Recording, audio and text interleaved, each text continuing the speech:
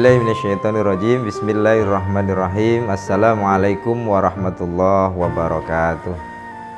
Alhamdulillahirabbil alamin. Wassalatu wassalamu ala asyrafil anbiya'i wal mursalin wa ala alihi wa ashabihi wa man tabi'ahum bi ihsanin ila yaumiddin, amma ba'du.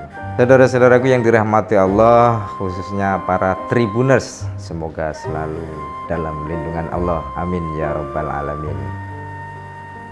Perkenalkan dahulu, nama saya Muhammad Abdul Haris Ridho, biasa dikenal dengan Abdul Haris. Saya masih aktif dinas di Kementerian Agama Kabupaten Lahat sebagai penyuluh agama Islam. Selain itu juga aktif sebagai Ketua Lembaga Dakwah Nahdlatul Ulama PCNU Kabupaten Lahat. Baiklah saudara-saudaraku semuanya, para Tribuners yang berbahagia, tema saat ini adalah syirik itu keyakinan adanya di dalam hati. Saudara-saudaraku yang dirahmati Allah, ajaran seluruh para nabi adalah mengajak manusia untuk bertauhid. La ilaha illallah, tiada Tuhan selain Allah. Lawan dari itu adalah jangan syirik, jangan mempersekutukan sesuatu dengan selain Allah. Syirik adalah dosa yang sangat besar. Inna syirka la zulmun azim. Sesungguhnya syirik itu adalah kezaliman yang sangat besar. Bahkan saking takutnya kita terhadap syirik, sampai-sampai kita kadang berlebih-lebihan dalam beragama, sehingga mengatakan syirik harus musnah, sehingga bahkan kita mengatakan syirik harus musnah di muka bumi.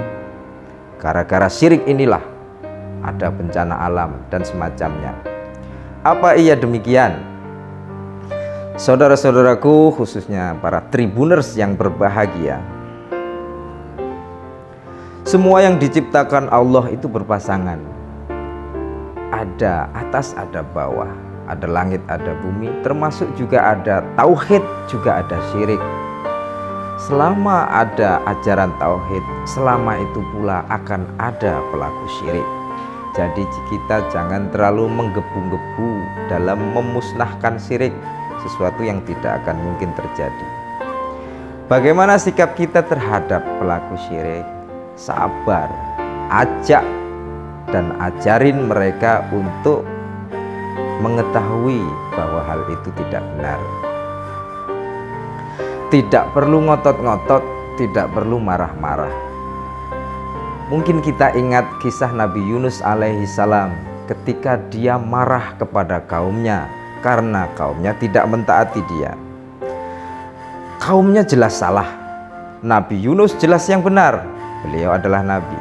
Tetapi ketika marah terhadap kaumnya, Allah malah menyalahkan Nabi Yunusnya, bahkan menganggapnya perbuatannya adalah perbuatan tercela.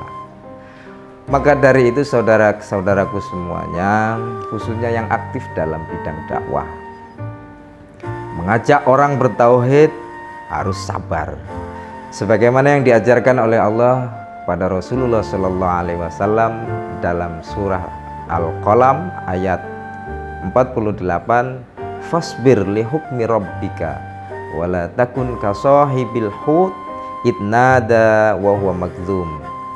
Dan bersabarlah kamu wahai Muhammad terhadap hukum-hukum Allah, dan janganlah kamu seperti orang yang ditelan ikan, yakni Nabi Yunus, sedangkan dia di dalam perut ikan dalam keadaan marah terhadap kaumnya. Maka kita harus sabar. Selanjutnya, bagaimana sih sebenarnya syirik itu? Syirik itu adalah meyakini ada kemampuan atau kekuatan serupa Tuhan selain pada Allah. Apa yang selain Allah? Tentunya seluruh alam ini adalah selain Allah. Matahari, bulan, bintang, planet, batang pohon, batu, air, udara, api, semuanya selain Allah. Maka jika alam itu kita yakini mempunyai kekuatan Tuhan, maka kita telah syirik. Maka syirik terletak pada hati kita, bukan pada benda alam tadi. Adanya patung tidak selalu syirik. Jika seseorang meyakini bahwa patung itu memiliki kekuatan serupa kekuatan Tuhan, maka itulah yang namanya syirik.